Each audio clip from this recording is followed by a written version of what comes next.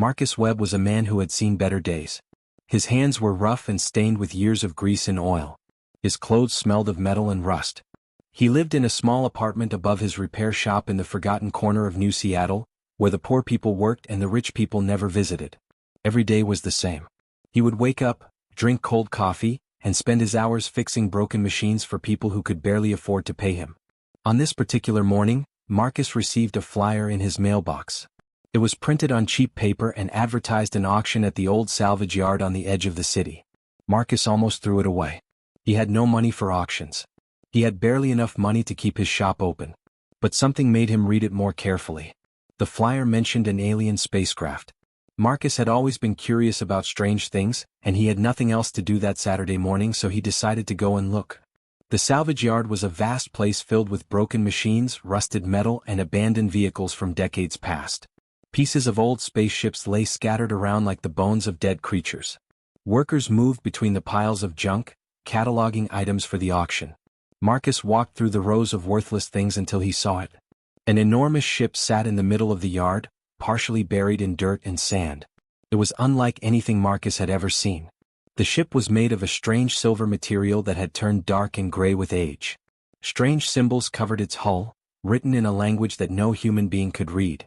The ship was huge, maybe as tall as a 5-story building, and it looked incredibly old. Marcus could see cracks in its exterior and places where the metal had begun to rust. This vessel had come from far away, from somewhere among the stars. Marcus walked around the ship slowly, studying it from every angle. An old man with a clipboard approached him. This was Harold, the auctioneer. Harold had a weathered face and tired eyes. He had spent 40 years working at the salvage yard, and he had seen countless strange things come through. But even Harold seemed unimpressed by this particular ship. "This one's not much," Harold said to Marcus. "It's alien sure, but it's completely dead. No power, no systems working, nothing inside worth salvaging. The metal is corroded. The technology is too old to understand. Nobody's interested in it. We're just trying to get rid of it." Marcus asked Harold where the ship had come from. Harold shrugged and said he did not know. It had been found floating in space near Saturn. Some salvage team had pulled it in 10 years ago. It had been sitting at the yard ever since, taking up valuable space. The owners wanted to clear the land to make room for newer vehicles and more profitable items. The ship was being sold as part of a batch auction, mostly to make space. "How much will they be asking for it?" Marcus inquired. Harold looked at the ship and then back at Marcus. He seemed almost amused by the question. "Probably $50, maybe $100. Nobody really wants it. If someone bids $20, we'll probably take it. This thing is just taking up space." Marcus felt something strange inside him.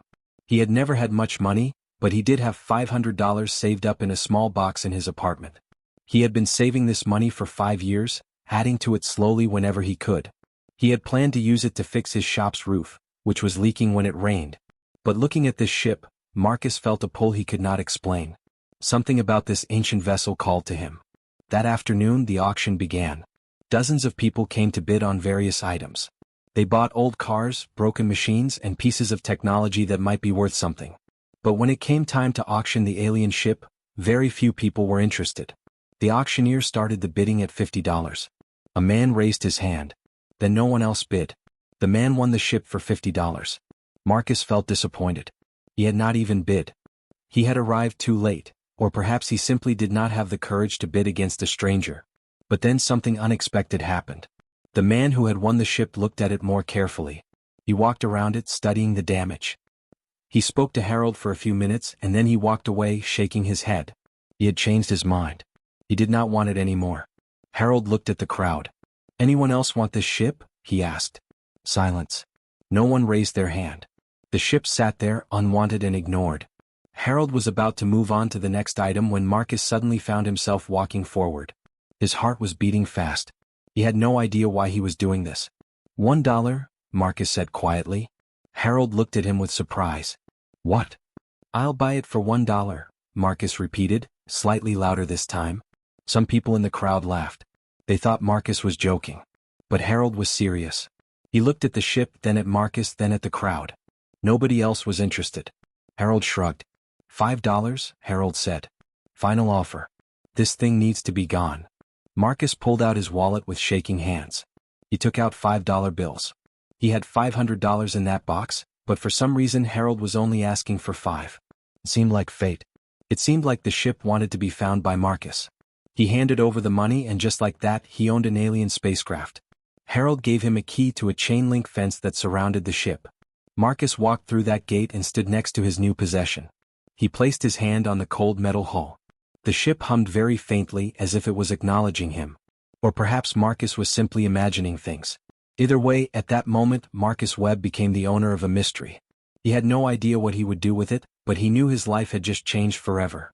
Marcus spent the first week simply staring at his new ship. He had hired a heavy crane and managed to move it to his repair shop on the outskirts of the city. The shop was a large warehouse that he rented for very little money. The landlord did not care what Marcus kept inside as long as the rent was paid on time. Now the alien ship dominated the entire space, leaving barely enough room for Marcus to walk around it. He started with the exterior. Marcus brought out his cutting torch, a tool he had used for years to cut through metal and steel. He began carefully cutting away sections of the outer hull, planning to sell the metal for scrap. The alien metal was strange. It was harder than anything he had ever worked with, and it seemed to absorb light instead of reflecting it. As his torch cut deeper into the ship's exterior, something unexpected happened. A low hum filled the warehouse. It was quiet at first, barely audible, but it grew louder as Marcus worked. He stopped cutting and listened carefully. The sound was coming from inside the ship. Marcus's hands began to shake. The ship was not dead. Somewhere deep inside this ancient vessel, something was still alive. Something was still working. Marcus turned off his torch and approached the ship cautiously. The humming continued, steady and rhythmic like a heartbeat. He had cut through the outer plating and exposed a layer of material beneath it. This material was different. It glowed faintly with a soft blue light. Marcus had no idea what it was, but he knew it was technology. Advanced technology. Over the next 2 weeks, Marcus worked slowly and carefully. He did not want to damage anything important. He expanded the hole in the ship's hull, creating an opening large enough for him to climb through. Inside, the ship was dark, but the blue material provided enough light for Marcus to see. He found corridors that led deeper into the vessel. Strange panels covered the walls with buttons and symbols that meant nothing to him. Marcus decided he needed help. He could not figure this out alone. He thought about going to the government, but something made him hesitate. He remembered reading articles about scientists who made discoveries and then lost control of their findings. The government would probably take his ship and study it in secret. Marcus did not want that. Instead, he thought of Elizabeth Hartwell. She had been a researcher at the city university until she lost her job. She had written papers claiming that human history was wrong, that people had explored space long before the modern age. Everyone had laughed at her. She had become a stranger, avoided by her colleagues. But Marcus had read her work years ago. He had found it interesting. He still had her address in an old magazine. Marcus found Elizabeth working at a bookstore in the downtown area. She was surprised when he walked in and introduced himself. He told her about the ship. Elizabeth did not believe him at first. She thought he was crazy or joking. But when Marcus showed her photographs of the interior and the strange blue technology, her eyes widened. She asked him many questions. Finally, she agreed to come to his shop and examine the ship in person. When Elizabeth saw the alien vessel, she fell silent for a long time. She walked around it slowly, touching the metal, studying the symbols, examining everything carefully. Finally, she turned to Marcus with tears in her eyes. "This is real," she whispered. "This is actually real." Together they explored the ship more thoroughly. Marcus showed her the hidden compartment he had discovered near what appeared to be the navigation system. Inside this compartment were strange crystalline objects. They glowed with a faint light. Elizabeth used a scanner to examine them. The scanner detected complex data stored within these crystals. Somehow these objects contained information. Vast amounts of information. Marcus had found an old computer terminal in the ship. It was covered with dust, but when he connected it to the crystalline objects, the terminal began to power up. The screen flickered to life. Text appeared in English, but it was Old English, written in a style that nobody used anymore. At the top of the screen the word said, Human Colonial Archive. Kepler 442 System. Record date, 347 years past. Elizabeth gasped. "This is impossible," she said. They read the files slowly, carefully absorbing every word. The files described a colony called New Eden. It was a human settlement located in a distant star system. The files contained records of people, families, and generations living on another world. There were descriptions of cities and technology and culture. There were star charts showing the exact location of this colony. The coordinates were precise and detailed. But there was more. As they read deeper into the files, they discovered something shocking. The ship they had found was not native to this colony. The colony had sent it back. Centuries ago, the colonists had built this vessel specifically to travel to Earth. They had loaded it with information and secrets. They had sent it as a message across the vast emptiness of space. At the bottom of one file, there was a video recording. Marcus and Elizabeth watched as a woman's face appeared on the old screen. She wore strange clothes and her hair was styled in a way that nobody wore anymore. She looked directly at the camera and spoke. Her voice was clear despite the age of the recording. "This is Commander Catherine Wells," the woman said. "If you are hearing this, you are human. You are from Earth. For 800 years we have been gone. We left your world when it was young and wild. We traveled to the stars and built a new home. We survived. We thrived. We became something great. And now we send this ship home to tell you the truth. We are still here. We are still alive. And we have been waiting for the day when Earth would be ready to hear our story." The video ended. Marcus and Elizabeth stared at the blank screen. The weight of what they had just discovered pressed down on them like a physical force. Humanity had colonized the stars. Humanity had created a great civilization on a distant world. And somehow, everyone on Earth had forgotten. "What do we do?" Marcus asked quietly. Elizabeth looked at him, her expression serious and determined. "We have to understand everything this ship contains. We have to decode all of this information. And then we have to decide what to tell the world." Marcus nodded slowly. His simple life was over. Everything had changed. He was no longer just a poor mechanic. He was now the keeper of humanity's greatest secret. Marcus and Elizabeth spent every night in the warehouse, working by the light of the alien ship's blue technology. Day after day they decoded the ship's files, learning more about the lost colony and its history. But with each new discovery came a growing sense of fear and responsibility. Marcus began to lose sleep. He would lie awake in his apartment, staring at the ceiling, thinking about what they had found. The problem was simple but impossible. They knew the truth now. Humanity had settled the stars centuries ago. A great colony existed on a distant world. And somehow, the entire world had forgotten this fundamental part of human history. But who could they tell? Who would believe them? Elizabeth raised this concern one night as they sat in Marcus's small office within the warehouse. She was drinking cold coffee and looking through files on her laptop. Marcus sat across from her, exhausted and overwhelmed. "If we go to the government," Elizabeth said slowly, "they will take the ship. They will lock it away in some secret facility. We will never see it again. They will probably lock us away too to keep us quiet." Marcus nodded. He had thought about this many times. What about the media? What if we tell the news? "The government will deny it," Elizabeth replied.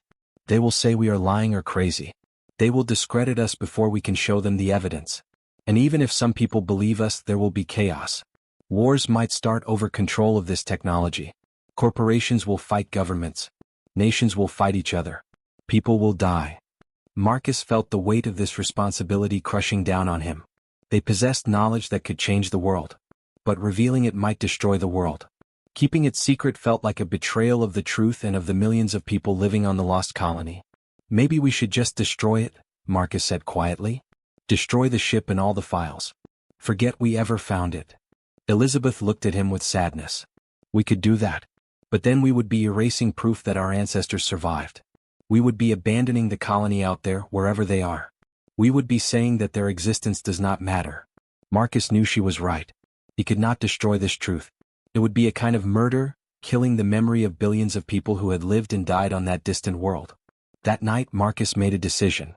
He would reach out to someone he could trust. He thought about the people he knew.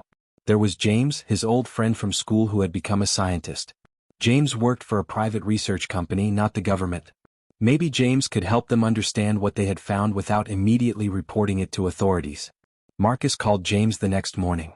They met at a coffee shop in the afternoon. James was surprised to see Marcus. They had not spoken in many years. Marcus was nervous. He did not know if he could trust James with something so important. But he took a risk. He told James about the ship. He told him about the colony. He told him about the lost files. James listened without interrupting. When Marcus finished, James sat in silence for a long time. Finally, he asked to see the evidence. Marcus brought him to the warehouse that night. When James walked through the door and saw the alien ship, he fell to his knees. He was crying and laughing at the same time. Marcus had never seen a grown man so overwhelmed with emotion. James walked around the ship slowly, touching it, examining it carefully. Elizabeth showed him the files on the computer. James read everything, his eyes growing wider with each new revelation. "This is the most important discovery in human history," James whispered. "But we have to be very careful. Very careful."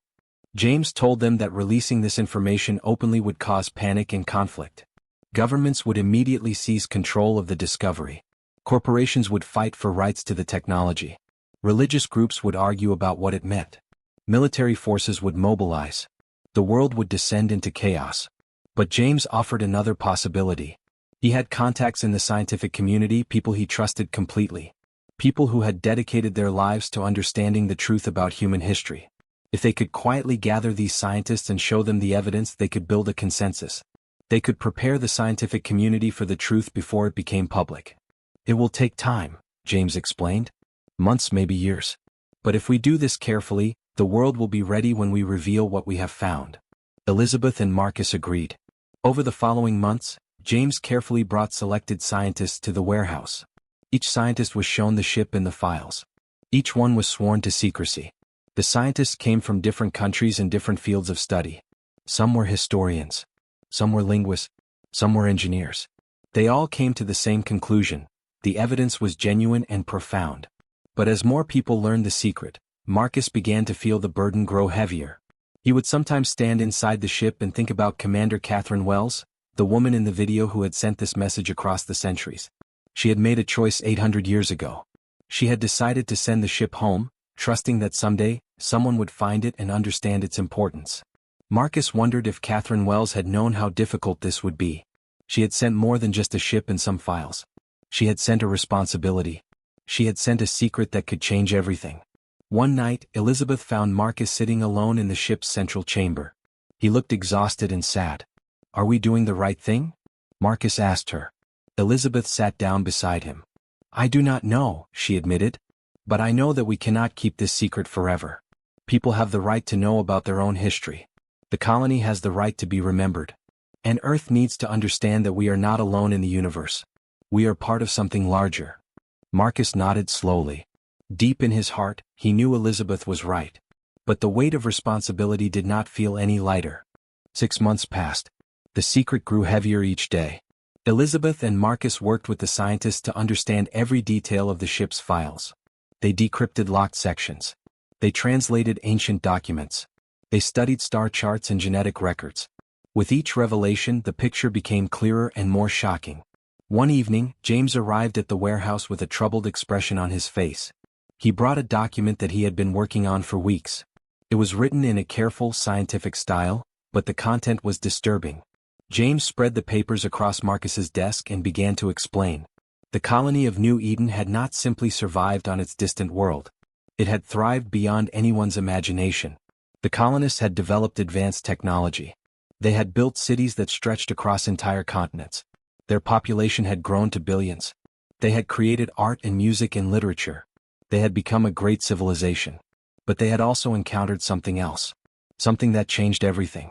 According to the ship's files, the colony had made contact with other intelligent species. Not just one species but many. There was an entire federation of advanced civilizations that existed among the stars. These species had technology that made human achievement look primitive. They had explored the galaxy and built vast networks of communication and trade. And somehow, the colony of New Eden had been discovered by this federation. "Wait," Marcus interrupted. "Are you saying that aliens are real? That there are other intelligent beings out there?" "Yes," James confirmed. "But there is more. The Federation has been observing Earth for a long time.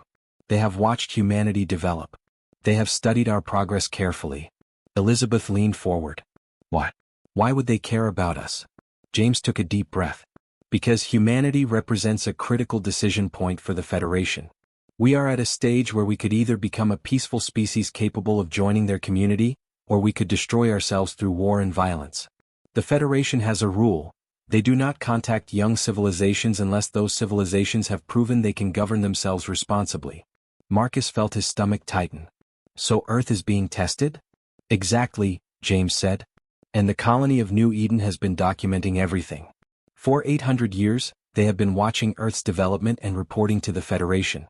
They have been gathering data on our wars, our technological progress, our moral development. The ship that you found was sent back as a report, as a message, and as something else. James pulled out another document. This one contained personal journals and private messages. They had been discovered in the ship's secure archives, hidden behind layers of encryption. These journals were written by Commander Catherine Wells, James explained. She was the leader of the colony when the decision was made to send the ship back to Earth. Marcus and Elizabeth read Catherine Wells's words carefully. The commander had written about her doubts and fears. She had written about late-night conversations with her advisors. She had written about the impossible choice they faced. Catherine Wells had known that Earth was being observed. She had known that humanity stood at a crossroads. She had known that the Federation would make a decision about humanity's future very soon. And she had decided to send the ship back as a warning and a gift. In one journal entry, Catherine Wells wrote, "We cannot force Earth to grow before its time. We are not gods. We cannot control their destiny. But we can send them a reminder. We can tell them that they are not alone. We can tell them that their ancestors survived and built something beautiful. We can tell them that they have the potential to be great. And then we must let them choose their own path. If they choose wisely, the Federation will welcome them. If they choose poorly, then Earth will face consequences that no ship or message can prevent." Elizabeth finished reading and looked up at James. "So the ship is not just a message. It is a test. A final opportunity for Earth to prove itself before the Federation makes its decision." "Yes," James confirmed. "And according to the files, that decision is coming soon. Within the next few years, the Federation will assess humanity's readiness. If we pass their judgment, we will be invited to join them. If we fail, there will be consequences. The exact nature of those consequences is not clear from the files, but they do not sound pleasant." Marcus stood up and walked to the window. Outside, he could see the city lights of New Seattle. Millions of people lived out there, going about their daily lives, completely unaware that their entire world was being evaluated by an alien federation. "We have to tell people," Marcus said quietly. "We have to tell them everything. They need to know the truth before the Federation makes its decision." James shook his head. "It is not that simple. If we release this information now, there will be panic. World governments will demand proof. They will want to control the discovery. There will be conflict and chaos. People will fight over this knowledge. And that chaos, that violence, that conflict is exactly what would convince the Federation that Earth is not ready." Elizabeth understood immediately. So revealing the truth could actually make Earth fail the Federation's test. "Possibly," James admitted. "But keeping it secret might also be wrong. If people knew about the Federation and the judgment coming, they might be motivated to improve. They might choose peace instead of war. They might recognize the importance of working together." Marcus turned away from the window and looked at his two friends. "So what do we do?" James pulled out one more document. This one had been hidden in the deepest part of the ship's files, protected by the most advanced encryption. It was a personal message from Commander Catherine Wells, addressed to whoever found the ship. The message was brief. "If you are reading this, you have proven that you are intelligent and curious enough to understand what this ship represents. Now you face the greatest choice anyone can face. You can reveal this truth to your world, accepting all the chaos that follows. Or you can prepare your world quietly, helping people make better choices, until they are ready for the truth. There is no right answer. There is only the choice you make, and you must live with the consequences." Marcus read the message 3 times. He understood now why Catherine Wells had sent the ship with so little fanfare. She had not just sent information. She had sent responsibility. She had sent the burden of choice to whoever found it. "We need to think about this carefully," Elizabeth said. "We need to decide what is best for Earth's future. Because whatever we choose, the fate of our entire civilization might depend on it." The 3 friends sat in silence in the warehouse, surrounded by the ancient alien ship, carrying a burden that no human should have to carry alone. Marcus did not sleep for 3 days. He sat in his apartment, drinking coffee and thinking about the choice before him. Elizabeth and James had given him space to decide alone. They respected that this decision was ultimately his to make. He had found the ship. He had started this journey. The responsibility belonged to him. On the 4th day, as dawn broke over New Seattle, Marcus made his decision. He called Elizabeth and James and asked them to meet him at the warehouse. When they arrived, Marcus was standing inside the ship in front of the communication array. It was a massive piece of technology, covered with symbols and controls that he did not fully understand. But the ship's files had explained its purpose. This array could transmit messages across vast distances through space using quantum entanglement. It was the most advanced communication system Marcus had ever seen. "I am going to contact the colony," Marcus announced. "Not the government. Not the media. Not the scientific community. I am going to speak directly to New Eden." James looked uncertain. "What do you plan to say?" Marcus had prepared his words carefully. "I am going to tell them that Earth remembers them. I am going to tell them that we have found their ship. And I am going to ask them to prepare for contact with our world. I am going to give them time to help us understand what is coming. I am going to ask them to help us prepare." Elizabeth understood immediately. "You are choosing a middle path. Not revealing the truth immediately, but also not keeping it secret forever." "Yes," Marcus confirmed. "The Federation's judgment is coming. According to Catherine Wells's journal, it will happen within the next few years. But before that judgment arrives, people need to change their minds about what matters. They need to learn to value peace and cooperation. They need to understand that we are part of something larger than ourselves. If we reveal the truth without preparation, people will panic. But if we work quietly, if we help people make better choices, then maybe Earth will be ready when the Federation arrives." Marcus approached the communication array. The ship's ancient computer system had provided instructions on how to use it. Marcus entered the colony's coordinates, the location of New Eden in the Kepler 442 system. He began typing out his message carefully. "Earth to New Eden. This is Marcus Webb, a human from Earth. I have found the ship you sent across the stars 800 years ago. I have read the files. I understand the truth about our history. I understand that we are being tested. And I want you to know that Earth is ready to listen. We are ready to learn. We are ready to change." Marcus hesitated, then added one more line. "We need your help to prepare for what is coming. Please respond. Please tell us what we must do."